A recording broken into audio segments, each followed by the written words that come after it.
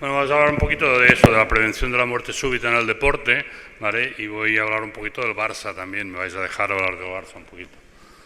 Bueno, el deporte sabéis que es salud, el deporte es belleza, el deporte es bienestar, no hay ninguna duda de que el deporte ayuda a tener una vida mejor, pero también sabemos que hay momentos dramáticos del deporte, que todos hemos visto en alguna ocasión en la tele o en partidos, etcétera, donde gente aparentemente muy bien controlada puede sufrir eventos dramáticos e incluso la muerte, ¿no?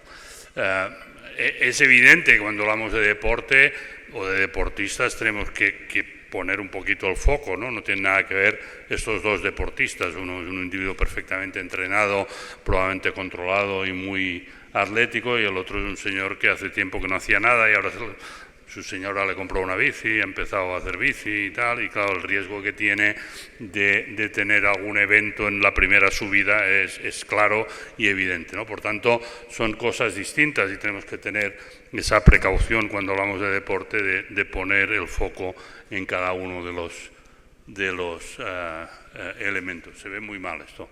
Esto es simplemente la muerte súbita más habitual del señor de la bici, que será que haga un infarto de miocardio y tenga una muerte súbita por fibrilación ventricular, porque evidentemente es un señor con muchos factores de riesgo, que si no ha controlado bien todo eso y no hemos vigilado antes de que empiece a hacer ese deporte que hace años que no hace, probablemente puede tener un susto serio y por tanto es más la prevención de la enfermedad coronaria en estos individuos que otra cosa. Y eso es completamente distinto de lo que ocurre con los deportistas más o menos profesionales, más o menos intensos, ¿no? Y es que tienen causas de muerte súbita diversas, también en algunos casos, lógicamente, enfermedad coronaria, a veces enfermedad coronaria congénita, pero hay muchas otras causas que pueden provocar una muerte súbita y, por tanto, en estos pacientes o en estos individuos, no digamos pacientes todavía, habrá que hacer los estudios pertinentes para identificar todos aquellos factores que nos puedan abrir una pista sobre el que alguien pueda tener o pueda estar a riesgo de muerte súbita si hace deporte, ¿no? Y el reconocimiento cardiológico preventivo, digamos, se hace precisamente por eso en el deporte, ¿no? En Europa en general lo que se aconseja es hacer pues una historia clínica, una exploración física mínima y un electrocardiograma como mínimo, ¿no? En otras circunstancias se puede hacer una prueba de esfuerzo, un eco, etcétera, pero las guías nos dicen que el electrocardiograma debería ser mandatorio para todos los pacientes, para todas las personas que quieren hacer deporte, ¿no? ¿Qué ventajas tiene hacer un electrocardiograma? Bueno, que puede identificar cardiopatías, puede identificar anomalías que nos vayan a permitir descualificar a un individuo para hacer deporte y que eso pueda prevenir el que aparezca una muerte súbita en esta población, y hay estudios que se lo demuestren, pero tiene una serie de inconvenientes, ¿no?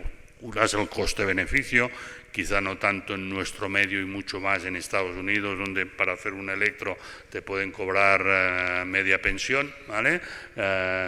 Pero, digamos, eso existe, hay una baja sensibilidad, especificidad, hay una zona gris, hay electrocardiogramas que son, digamos, dudosos, y luego todos sabemos que los deportistas, sobre todo los de resistencia, pueden tener lo que llamamos un corazón de atleta, y ese corazón de atleta básicamente se manifiesta por una cierta hipertrofia ventricular que puede dar una serie de alteraciones en el electrocardiograma que podrían inducir a pensar que hay alteraciones. Por tanto, hay que lidiar con esta zona gris, ¿no? Pero está claro que el electrocardiograma nos va a ayudar con una serie de patrones, ¿no? Una serie de patrones electrocardiográficos que cuando los identificamos nos permiten identificar pacientes de riesgo, la miocardiopatía hipertrófica, la displasia ventrículo derecho, el Wolff-Parkinson-White, el Brugada, el QT largo, la taquicardia catecolamínica. Todo esto tienen elementos en el electrocardiograma que nos pueden hacer sospechar la enfermedad y por tanto prevenir la muerte súbita. La hipertrófica, que es probablemente el paradigma de todo esto, porque es la enfermedad que inició, digamos, de alguna forma todos los estudios deportivos preventivos, porque era la causa de muerte súbita número uno en gente joven con corazón normal durante el deporte, y sabemos que el electrocardiograma efectivamente puede tener manifestaciones muy claras, como ondas T muy negativas en las derivaciones precordiales izquierdas o la aparición sin duda de arritmias ventriculares. En esos casos, cuando con el electrocardiograma sospechamos una posible hipertrófica, vamos a hacer un ecocardiograma, vamos a hacer una resonancia, vamos a estratificar el riesgo de este individuo y en la mayoría de los casos, cuando se confirme que tienen una miocardiopatía hipertrófica, habrá que descalificarlos para la actividad deportiva porque el deporte solo puede agravar esa alteración, esa fibrosis que puede ocurrir con el tiempo si estamos forzando un corazón enfermo a hacer mucho deporte. Lo único que vamos a conseguir es estropearlo más y, por tanto, en estos casos la abstención de deporte, sobre todo de resistencia, es fundamental. En la displasia del ventrículo derecho lo mismo, enfermedad genéticamente determinada que provoca que el ventrículo derecho tenga alteraciones estructurales, que desaparezca el músculo y aparece fibrosis y grasa, que acaba teniendo arritmias ventriculares y que tiene una serie de manifestaciones en el electrocardiograma, como ondas T negativas en las derivaciones precordiales derechas o la aparición de lo que llamamos la onda epsilon, la onda epsilon en el electrocardiograma, que indica una activación retrasada de toda una parte del ventrículo derecho y siempre la aparición de arritmias ventriculares con morfología de bloqueo de rama izquierda, quiere decir que vienen del ventrículo derecho y sobre todo si hay más de un foco y es un individuo joven deportista hay que sospechar inmediatamente en que tenga una displasia del ventrículo derecho y actuar en consecuencia.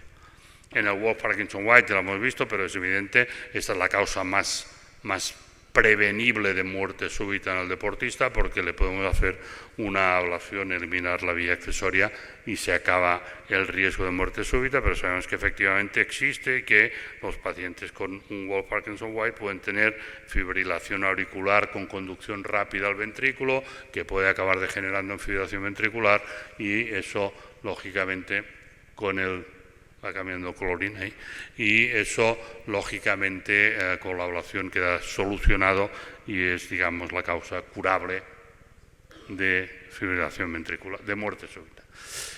Luego tenemos toda una serie de enfermedades que también vemos en el electrocardiograma, que son las enfermedades que llamamos las canalopatías, son aquellas enfermedades de pacientes con un corazón estructuralmente normal, pero que tienen una serie de alteraciones eléctricas genéticamente determinadas y que pueden provocar la aparición de arritmias ventriculares. El QT largo, el QT corto, el Brugada, la catecolaminérgica son ejemplos de estas enfermedades relativamente recientes en nuestro conocimiento, los últimos 40 años, es cuando hemos aprendido que esto existía, antes no lo sabíamos, ¿vale?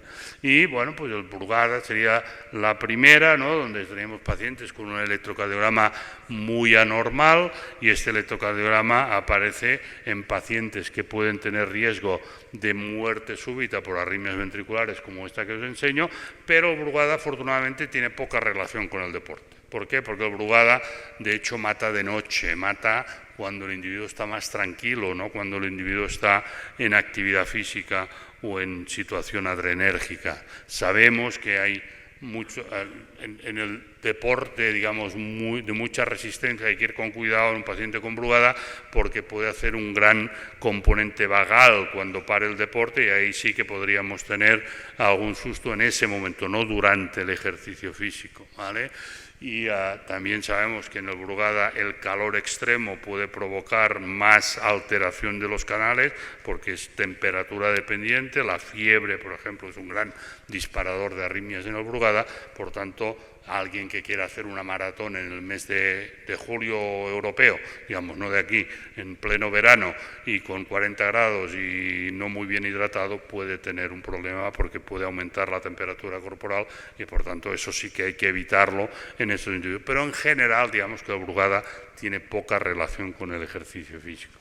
Lo que sí tiene mucha relación es el electrocardiograma, porque los deportistas a veces tienen electros que pueden simular un Brugada con esa alteración del corazón de atleta. Ahí veis un paciente con Brugada, y ahí veis un paciente que tiene repolarización precoz, que es un paciente deportista y que a veces se confunde con el Brugada. Hay que ir con cuidado con eso. El síndrome del QT largo es otra de las enfermedades genéticamente determinadas por alteración de los canales iónicos, produce esta prolongación del intervalo QT y estos individuos tienen arritmias ventriculares, lo que llamamos torsadas de punta, que pueden provocar la muerte del individuo. Hay distintos tipos de QT largo, nuevamente los QT largos por el canal de sodio, que es el mismo canal que provoca Brugada, no van a matar de día, no van a matar con el deporte, pero todos aquellos QT largos que dependen del canal de potasio, estos van a matar de día, van a matar con ejercicio físico y son los que tenemos que ir con cuidado. Fijaos, el QT largo tipo 1, la inmensa mayoría de eventos ocurren durante el ejercicio físico. Por tanto, estos son pacientes que hay que identificar a partir del electro y hacer el tratamiento adecuado, y si son tipo 1 o 2 habrá que parar el ejercicio físico. Luego tenemos la taquicardia catecolaminérgica. Esta, por definición, es una taquicardia que aparece con el ejercicio físico y con la emoción, ¿vale? Es la típica taquicardia que puede matar a gente muy joven, entre 5 y 25 años. Es el típico ejemplo del niño que sale a una representación del cole con todos sus abuelos ahí, toda la familia, está muy nervioso porque tiene que cantar no sé qué, y cuando va a cantar está tan nervioso que pierde el conocimiento. Eso siempre nos puede indicar que puede ser una catecolaminérgica. En ese momento de emoción intensa puede aparecer la arritmia ventricular. Ahí lo vemos lo que ocurre durante la prueba de esfuerzo en estos individuos. En basalmente no hay nada, pero a medida que vamos aumentando el esfuerzo físico o mental, van apareciendo más arritmias más complejas que pueden en algunos casos provocar la muerte del individuo. Dicho eso, también sabemos que el deporte de resistencia puede provocar per se alteraciones. Eso es algo que ha estado como prohibido durante años de decir, porque era como decir que el deporte era malo, pero hoy en día todos sabemos que el deporte en exceso es malo para el corazón, y todos somos conscientes de que el primer individuo en la historia que hizo una maratón, cuando llegó se murió, ¿vale? Por tanto, no debía ser muy bueno eso de hacer maratones. Pero bueno, ahora estamos en la fase de que todo el mundo quiere hacer maratones y habrá que modular todo eso, porque no todo el mundo puede hacer maratones o ultramaratones o recontra ultramaratones, ¿no? Y por tanto hay que ir con cuidado, porque sabemos que la práctica intensa de resistencia, física intensa de resistencia, puede provocar alteraciones, bradicardia extrema, alteraciones de la conducción, fibrilación auricular. Nadie lo duda hoy en día que el deporte de resistencia es un factor de riesgo de fibrilación auricular paroxística. Eso es evidente y lo vemos todos en nuestras consultas cada día. Puede provocar extrasístoles, taquicardias del tracto de salida, e incluso se ha planteado que la miocardiopatía del ventrículo derecho estaría, digamos, forzada o estaría provocada por el deporte de ejercicio intenso, ¿no? Ese es un estudio nuestro que hicimos ya hace muchos años, en donde enseñamos que pacientes que habían hecho maratón en Barcelona, cuando los estudiamos al cabo de unos años, los maratonianos tenían un 3,5% de incidencia de fibrilación auricular paroxística en los años siguientes, y en cambio los que no hacían la maratón, el grupo control tenía un 0,7%. Por tanto, ahí empezó toda la historia de pensar que el deporte de resistencia podía ser un factor de riesgo de aparición de fibrilación auricular. Nosotros tenemos un modelo de rata maratoniana, ¿vale? Tenemos unas ratas que las entrenamos a tope, ¿vale? Y entonces les estudiamos y vemos que efectivamente las ratas maratonianas están más fuertes, son más gordas, menos gordas, tienen menos grasa, etcétera, tienen un corazón más potente, más grueso, pero tienen hipertrofia y sobre todo tienen fibrosis en las aurículas y en el ventrículo derecho. Cuando nosotros entrenamos estas ratas suficientemente tiempo, acaban provocando fibrosis en el ventrículo derecho y en las aurículas, que sería la causa de la fibrilación auricular y de la miocardiopatía ritmogénica. Por tanto, cuidado, ya sé que son ratas, ¿no? Bueno, las comparaciones entre ratas y humanos siempre son complicadas, ¿no? Depende de quién hablas, ¿no? Siempre, pero está claro que los elementos que tenemos en investigación son suficientes para pensar que el deporte de resistencia continuado no va a ir bien a todo el mundo. Va a haber gente que va a tener algún problema y, por tanto, hay que vigilarlo. Como mínimo, estos individuos habrá que hacer de forma sistemática controles para identificar a aquellos en quienes el deporte de resistencia pueda provocar algún daño, para avisarles de que a lo mejor no es lo mejor. ¿Vale? Por tanto, yo diría de esta parte que el deporte de resistencia es un factor de riesgo de padecer fibrilación auricular y que en este modelo experimental la actividad física de resistencia provoca fibrosis en las aurículas y en el ventrículo derecho. Dejar que os hable un momento del Barça, ¿no? Darme tal, Barça, ¿no?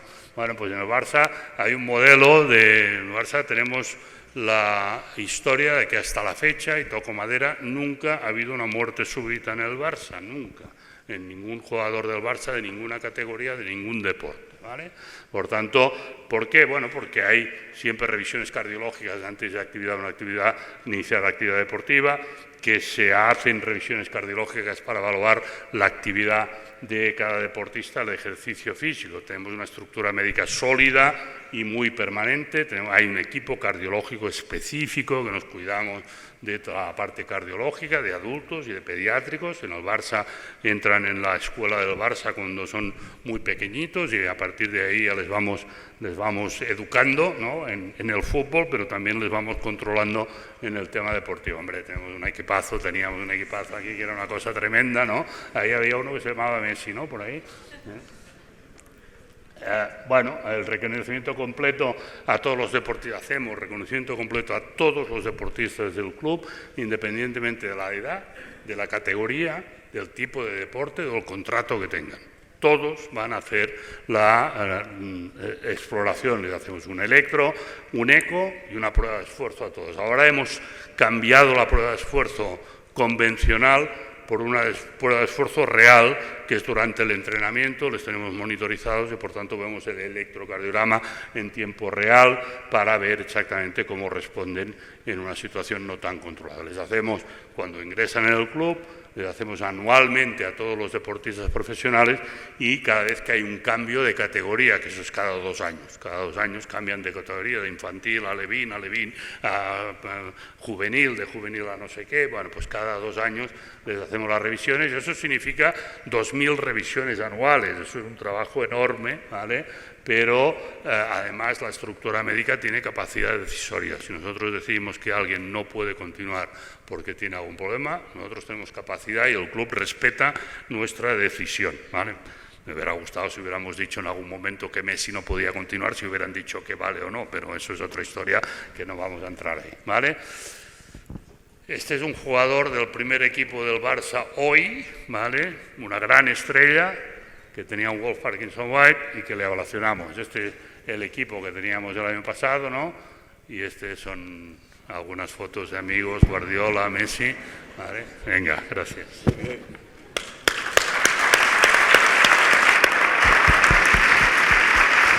Hola.